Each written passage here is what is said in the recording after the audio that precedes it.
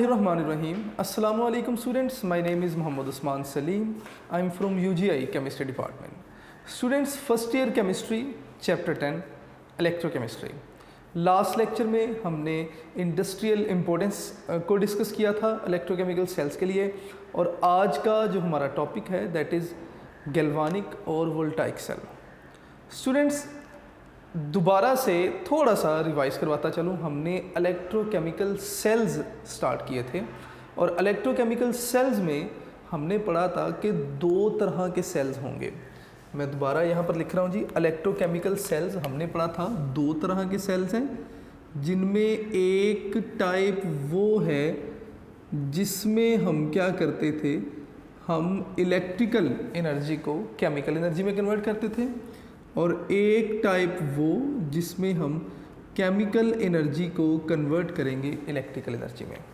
मैं by name अगर चलूँ तो एक हमने पढ़ा था electrolytic cell. Electrolytic cell, electrolytic cell में हम क्या करते थे, हम पहले हम लिखेंगे इलेक्ट्रिकल एनर्जी को कन्वर्ट करते थे किसमें, केमिकल एनर्जी में, by a non spontaneous reaction. और दूसरी जो टाइप हम डिस्कस करने जा रहे हैं दैट इज़ कॉल्ड गैल्वानिक और वोल्टाइक सेल. मैं यहाँ पे लिख रहा हूँ जी, गैल्वानिक और वोल्टाइक सेल. गैल्वानिक और वोल्टाइक सेल में हम क्या डिस्कस करेंगे, हम डिस्कस करेंगे कि गैल्वानिक या वोल्टाइक सेल में हम केमिकल एनर्जी को कन्वर्ट करते हैं किसमें, इलेक्ट्रिकल एनर्जी में. ठीक है, और ये हम प्रोसेस करते हैं बाय अ स्पॉन्टेनियस रिएक्शन. हमने इलेक्ट्रोलाइटिक सेल को पढ़ लिया, इसकी कंस्ट्रक्शन, इसमें आप इलेक्ट्रोलाइट कौन सा इस्तेमाल करेंगे, फ्यूज्ड होगा, एक्वस होगा, ये सारी डिस्कशन के बाद हमने इंडस्ट्रियल इम्पोर्टेंस भी डिस्कस की. आज हम ना गैल्वानिक या वोल्टाइक सेल यानी कि दूसरी टाइप आज हम स्टार्ट करने जा रहे हैं. तो स्टूडेंट्स, गैल्वानिक या वोल्टाइक सेल क्या है, मैं यहाँ पे इसकी डेफिनेशन कुछ इस तरह से लिखूँगा कि टाइप ऑफ इलेक्ट्रोकेमिकल सेल, इन्हीं वर्डिंग को इस्तेमाल करते हुए, type of electrochemical cell, electrochemical cell की वो type in which chemical energy या इलेक्ट्रिसिटी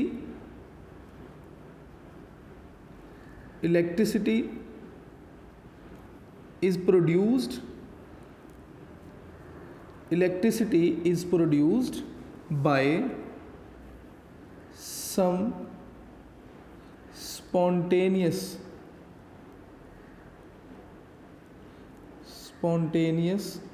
reaction,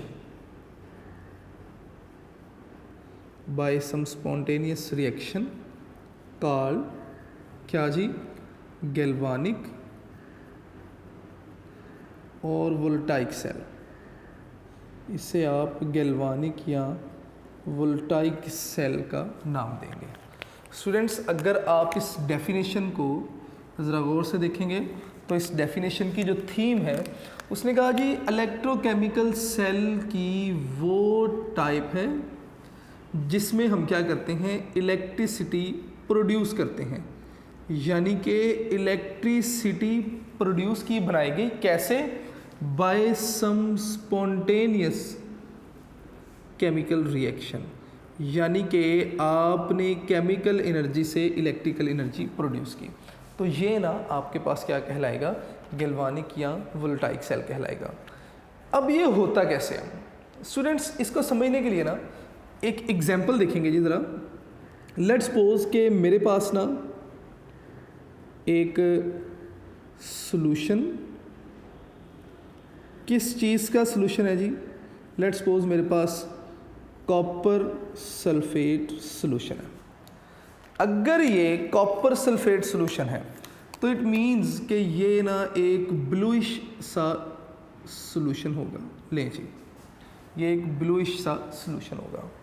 हमने क्या किया, हमने इस कॉपर सल्फेट सॉल्यूशन में, लें जी मैं इसे इस तरह लिख रहा हूँ अब, कि इस कॉपर सल्फेट सॉल्यूशन में आपने जिंक मेटल को डिप कर दिया। ये आपके पास कॉपर सल्फेट सॉल्यूशन था, आपने इस कॉपर सल्फेट सॉल्यूशन में जिंक मेटल को डिप कर दिया जी। लें जी, ये जिंक मेटल आपने इस सॉल्यूशन में जब जिंक मेटल को डिप किया तो आप देखेंगे कि इस जिंक मेटल की सरफेस पे कॉपर डिपॉजिट हो गया। ठीक है, कॉपर जो था वो डिपॉजिट हो गया इस जिंक मेटल की सरफेस पे, और ये जो कॉपर सल्फेट का सॉल्यूशन था ये डीकलोराइज हो जाएगा। कॉपर सल्फेट का जो सॉल्यूशन था ये डीकलोराइज हो गया, यानी कि सॉल्यूशन में या जो मेटल पर मौजूद जो इलेक्ट्रॉन थे वो कहाँ पर चले गए, कॉपर ने उन इलेक्ट्रॉन्स को अटेन किया और मेटल की सरफेस पे डिपॉजिट हो गए। तो स्टूडेंट्स मैं ना यहाँ पर कुछ इस तरह से लिख सकता हूँ कि यहाँ पर रिएक्शन क्या हुआ कि जब आपने जिंक मेटल को डिपॉजिट किया किसमें, कॉपर सल्फेट सॉल्यूशन में, तो हुआ क्या कि जिंक से इलेक्ट्रॉन निकले, जिंक से इलेक्ट्रॉन निकले और ये बन गया Zn +2, साथ में 2 इलेक्ट्रॉन, और इन 2 इलेक्ट्रॉन्स को कॉपर ने क्या किया, इन दोनों इलेक्ट्रॉन्स को गेन किया और क्या बना दिया, कॉपर सॉलिड स्टेट में मेटल पर डिपॉजिट होनी शुरू हो गई। ले जी, इसका मतलब इलेक्ट्रॉन्स का ट्रांसफ़र हो रहा है फ्रॉम जिंक टू कॉपर। मेरी बात को ज़रा गौर से सुनिएगा, इलेक्ट्रॉन का ट्रांसफ़र हुआ, जिंक के इलेक्ट्रॉन्स गए किसके पास, कॉपर के पास चले गए, तो flow of electron is called current. तो इसका मतलब ये हुआ कि कहीं ना कहीं आपने इस प्रोसेस से इलेक्ट्रिसिटी प्रोड्यूस की। तो स्टूडेंट्स हम फिर करते क्या हैं, हम अगर क्या करें, इसी कॉपर सल्फेट सॉल्यूशन में जिंक को डिप करें, ठीक है, और उसके बाद उस सारे प्रोसेस को हम किसी एक्सटर्नल सर्किट के साथ कनेक्ट कर दें, तो हम इलेक्ट्रॉन्स का फ्लो हासिल कर सकते हैं इन एक्सटर्नल सर्किट में। तो इसका मतलब कि इस रिएक्शन की मदद से एक्सटर्नल सर्किट के थ्रू आपको इलेक्ट्रिसिटी मिली, और केमिकल रिएक्शन से इलेक्ट्रिसिटी का मिलना ही गैल्वानिक सेल कहलाता है। ठीक है, अब हम इस सेल की कंस्ट्रक्शन को डिस्कस करेंगे। स्टूडेंट्स सबसे पहले ना हम एक डायग्राम बना लेते हैं इसकी, कि सेल जो है वो किस तरह से आप इसकी डायग्राम बनाएंगे। आपने करना क्या है, आपने 2 हाफ सेल्स बना लेने हैं। आपकी बुक में दोनों हाफ सेल्स को एक ही जगह पर बनाया गया है। अगर आप सेपरेटली 2 हाफ सेल्स बनाना चाहें, आप सेपरेटली 2 हाफ सेल्स, एक ही जगह पर भी 2 हाफ सेल्स बना सकते हैं, आपकी मर्जी है। मैं ना यहाँ पर 2 हाफ सेल्स बना रहा हूँ। लें जी, एक हाफ सेल ये है, ठीक है, और दूसरा हाफ सेल मैंने यहाँ पर बना दिया कि एक हाफ सेल ये है। लें जी, 2 हाफ सेल्स बना दिया। अब इन दोनों हाफ सेल्स में कोई इलेक्ट्रोलाइट ले लिया। फॉर एग्जांपल यहाँ पर मैंने जिंक सल्फेट का सॉल्यूशन ले लिया,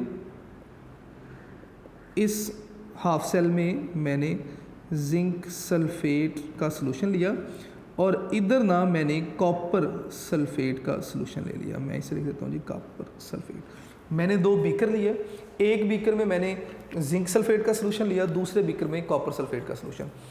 जौन सी मेटल का आपने सॉल्यूशन लिया, उस इलेक्ट्रोलाइट में उसी मेटल को आप एज इलेक्ट्रोड एम्प्लॉय करेंगे, आप एज इलेक्ट्रोड एम्प्लॉय करेंगे। तो लेट्स से कि मैं ना यहाँ पर जिंक मेटल को एज एन इलेक्ट्रोड एम्प्लॉय किया। लें जी, जिंक मेटल जिसे मैंने एज एन इलेक्ट्रोड एम्प्लॉय किया इस हाफ सेल में, और इसी तरह कॉपर मेटल को मैंने एज एन इलेक्ट्रोड एम्प्लॉय किया इस हाफ सेल में। लें जी, अब ये आपके पास 2 हाफ सेल्स थे, एक हाफ सेल में जिंक मेटल है और एक हाफ सेल में कॉपर मेटल, यानी कि जो आपके पास सोल्यूशन था उसी मेटल को आपने अपने सोल्यूशन में एज इलेक्ट्रोड एम्प्लॉय किया और इनको फिर आपने कनेक्ट कर दिया किसके साथ, एक वोल्ट मीटर के साथ। लें जी, दोनों मेटल्स को आपने वोल्ट मीटर के साथ कनेक्ट कर दिया।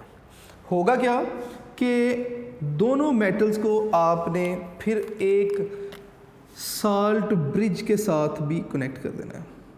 स्टूडेंट्स, ब्रिज हम कहते ही दो एंड्स के कनेक्टर को हैं, ठीक है। तो यहाँ पर जो आप ब्रिज इस्तेमाल कर रहे हैं, that bridge is filled with salt of NaCl और पोटाशियम क्लोराइड, तो इसलिए हम ना इसे साल्ट ब्रिज का नाम देते हैं। इस साल्ट ब्रिज का काम क्या है, फंक्शन क्या है, ये हम आगे जाके डिस्कस भी करेंगे। तो ये आपके पास ओवरऑल सेल था जिसमें ये लेफ़्ट हाफ सेल था, लेफ़्ट हाफ, और ये राइट हाफ था, ठीक है। दोनों हाफ मिलकर एक कंप्लीट सेल बना रहे होते हैं। स्टूडेंट्स, ये जो मैंने यू शेप ट्यूब आपको दिखाई, that you shape tube is called salt bridge. उसके बाद ये आपके पास जो डिवाइस यहाँ पर आपने एम्प्लॉय की, दैट इज़ वोल्ट मीटर, जो कि रीडिंग देता है कि क्या कोई वोल्टेज मिल रहे हैं या नहीं। इसके अलावा 1 मोलर जिंक सल्फेट सोल्यूशन आप कह लें, 1 मोलर कॉपर सल्फेट सोल्यूशन आप कह लें। ये तो थी आपके पास डायग्राम इस सेल की। अब आते हैं कंस्ट्रक्शन की तरफ। स्टूडेंट्स, आपने बताना है कि देयर आर 2 हाफ सेल्स, ठीक है। एक आपके पास लेफ्ट हाफ सेल है, लेफ्ट हाफ सेल, ठीक है। और अगर मैं इसी एग्जाम्पल को देखता जाऊंगा तो इस एग्जाम्पल में left half cell is made of zinc, ठीक है। तो मैं यहाँ पे लिख देता हूँ कि जो कि जिंक से बना हुआ है, तो मैं इसे लिख दूंगा जी कि ये किसका है, मेड ऑफ जिंक मेटल। अब जिंक क्या करती है, जिंक में टेंडेंसी है कि वो अपने इलेक्ट्रॉन लूज़ करेगी और जिंक इलेक्ट्रॉन लूज़ करके Zn+2 की फॉर्म में जाएगा और इलेक्ट्रॉन जो हैं वो इस इलेक्ट्रोड के ऊपर आते जाएंगे। स्टूडेंट्स, इलेक्ट्रॉन जब इस इलेक्ट्रोड पर आएंगे, ठीक है, तो इसका मतलब जिंक की क्या हो रही है, ऑक्सीडेशन हो रही है। अब अगर मैं सिंपल एक हाफ को डिस्कस करूँगा ना, सिर्फ एक हाफ को, मैं ओवरऑल सेल को डिस्कस नहीं करता, मैं सिर्फ एक हाफ को डिस्कस कर रहा हूँ। When both half are not connected, तो होगा क्या कि मेटल से जिंक आयन बनेंगे, सोल्यूशन में जाएंगे और सोल्यूशन से जिंक आयन किधर आएंगे, मेटल पर भी आके डिपॉजिट होंगे। दोनों तरफ का काम चल रहा है, लेकिन आप देखेंगे तो जो टेंडेंसी है वो जिंक का सोल्यूशन में डिसॉल्व होने की टेंडेंसी क्या होगी, ज़्यादा होगी। जिंक अपने इलेक्ट्रॉन लूज कर रहा है, जिंक की ऑक्सीडेशन हो रही है। इसका मतलब अगर जिंक कॉपर आप सेल बनाएंगे तो जिंक एक्ट करेगा as anode.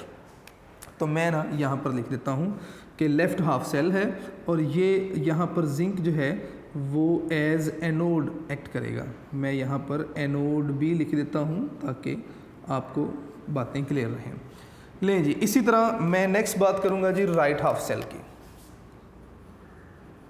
Right half cell, students, अगर मैं इसी एग्जाम्पल को डिस्कस करूं जो मैंने यहाँ पे डायग्राम बनाई, तो right half cell is made of cathode, तो मैं यहाँ पे लिख देता हूँ मेड ऑफ कॉपर, कॉपर से बना हुआ है, ठीक है।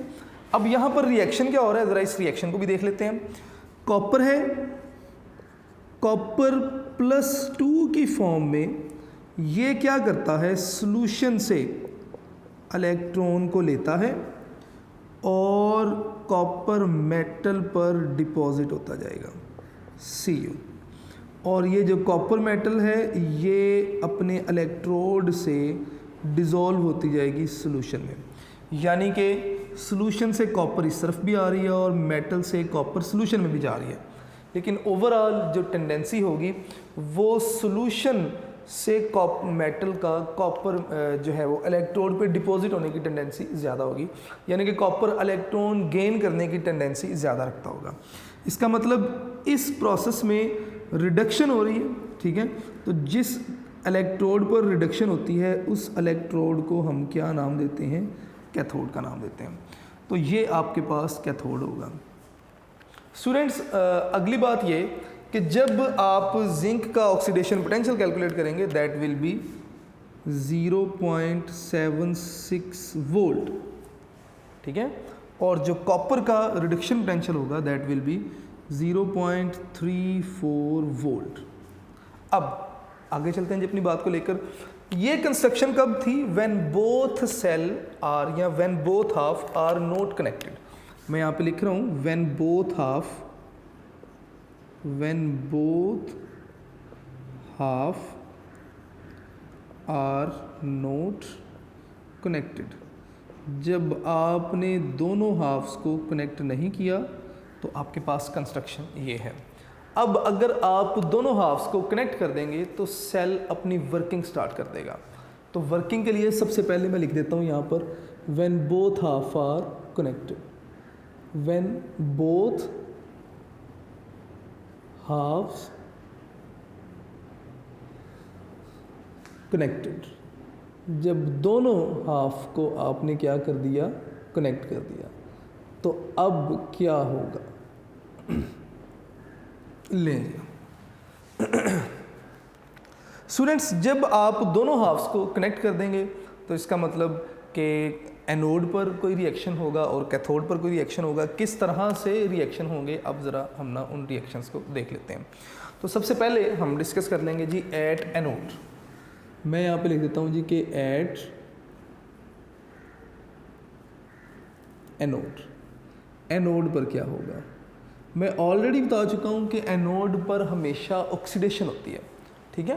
तो एनोड पर क्या होगा कि सॉल्यूशन में से, या स्टूडेंट्स ज़रा गौर कीजिएगा, इस मेटल में से जिंक जो एटम्स हैं वो निकलेंगे और सॉल्यूशन में जाना शुरू कर देंगे Zn+2 और इस मेटल के ऊपर नेगेटिव चार्ज आना शुरू हो जाएगा, ठीक है। तो इसका मतलब ये जो इस केस में एनोड है, एनोड इज़ नेगेटिवली चार्ज। हम एनोड और कैथोड को नेगेटिव पॉजिटिव चार्जेस के लिहाज से नहीं देखते, हम देखते हैं कि जिस इलेक्ट्रोड पर ऑक्सीडेशन होगी वो एनोड है।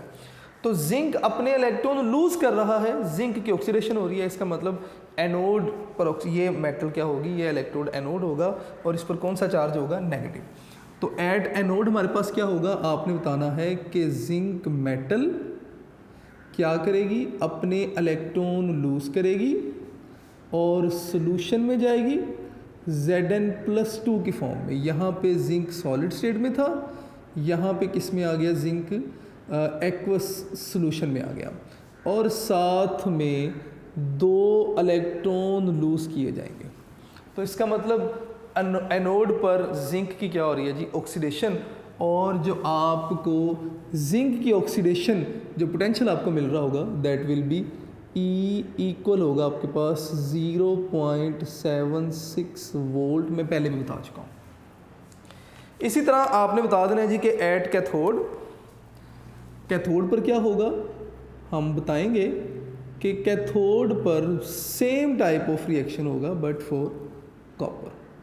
ले जी हम इसको लिख देते हैं कि कैथोड पर कॉपर है, कॉपर क्या करेगी, सॉल्यूशन में कॉपर सल्फेट, कॉपर पॉजिटिव और सल्फेट नेगेटिव आयंस मौजूद हैं सॉल्यूशन में से। अच्छा, ये जो इलेक्ट्रॉन है ये यहाँ से ट्रेवल करते हुए आएंगे और कॉपर मेटल के ऊपर आके डिपॉजिट होना शुरू हो जाएंगे।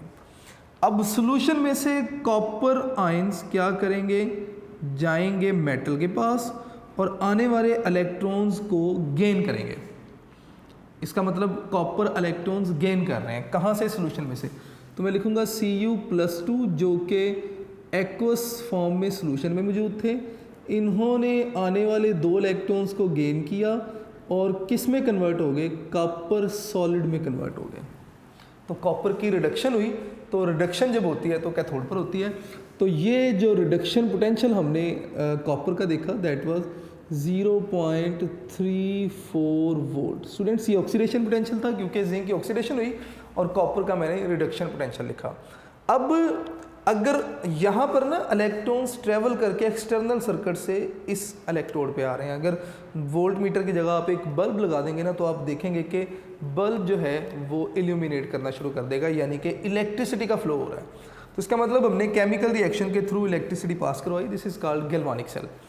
वोल्ट मीटर हमें वो रीडिंग भी दे रहा होगा कि कितनी जो है ना वो हमारे पास बन रही है जी, कितने वोल्टेज प्रोड्यूस हो रहे हैं। स्टूडेंट्स इसके अलावा अगर मैं ओवरऑल रिएक्शन लिखना चाहूँ तो ओवरऑल रिएक्शन हम किस तरह लिखेंगे, मैं यहाँ पे लिख देता हूँ जी कि ओवरऑल रिएक्शन हम कुछ इस तरह से लिखेंगे कि जिंक मेटल कन्वर्ट हो रही है जी जिंक आयन में, जिंक जो कि सॉलिड फॉर्म में थी और कॉपर +2 जो कि एक्वस फॉर्म में थे, ठीक है। और ये कन्वर्ट हो रहे हैं जी किसमें, जिंक किस में जाती है जी, अब ये +2 की फॉर्म में एक्वस फॉर्म में चली गई और कॉपर सॉलिड फॉर्म में आ गया।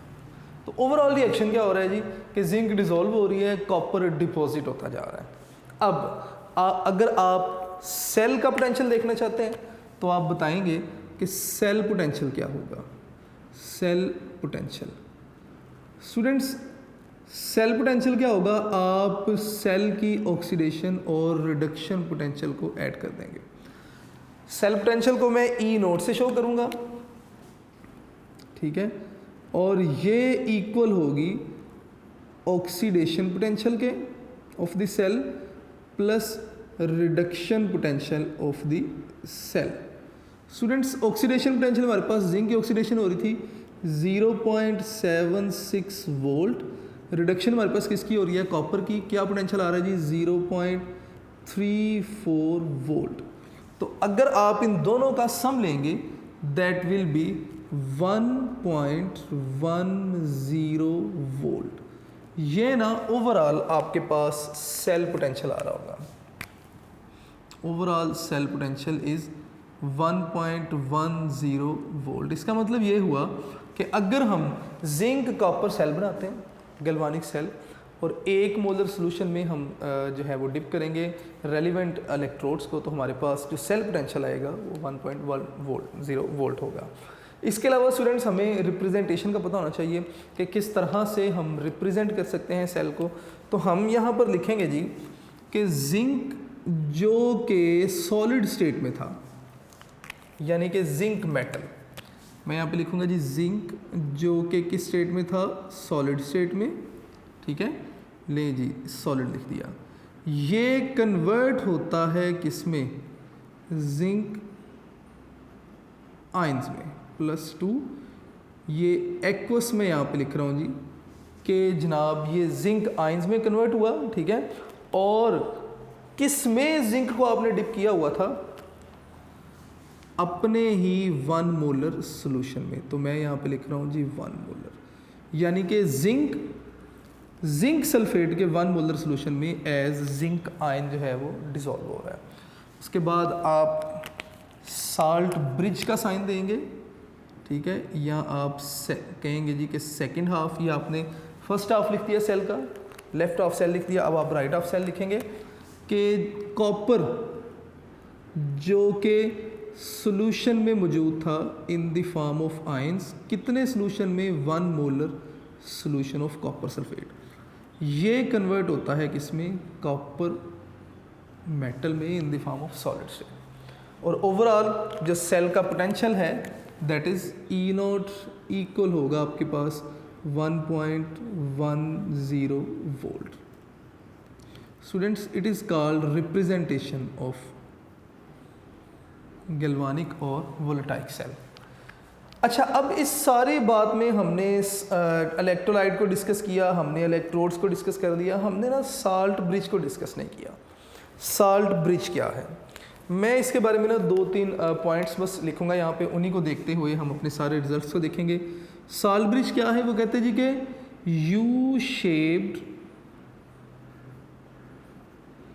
ट्यूब है, यू शेप ट्यूब, और इसमें क्या मौजूद होगा, कंटेनिंग साल्ट। कौन सा साल्ट हो सकता है, KCl, ज़्यादातर KCl यूज़ करते हैं, NaCl भी हो सकता है, और भी कोई साल्ट आप यूज़ कर सकते हैं, ठीक है। कोई एक साल्ट, मैं यहाँ पर और का वर्ड लिख रहा हूँ, ठीक है, इन जेल फॉर्म, जेल की फॉर्म में होगा साल्ट, ठीक है। दूसरे नंबर पर ये जो यू शेप ट्यूब है ये क्या कर रही है, दोनों हाफ सेल को कनेक्ट कर रही है। तो मैं यहाँ पे लिख देता हूँ कि इंटरलिंक टू हाफ सेल्स, कि ये जो यू शेप ट्यूब है ये दोनों हाफ सेल्स को क्या करती है, इंटरलिंक करती है। स्टूडेंट्स, इसका फंक्शन क्या है, अब ना हम यहाँ पर इसका फंक्शन लिख देते हैं कि इस यू शेप ट्यूब का फंक्शन क्या है। आपने बताना है कि it prevent net accumulation of charges in each half cell, ठीक है। तो मैं यहाँ पे लिखूँगा कि इट प्रिवेंट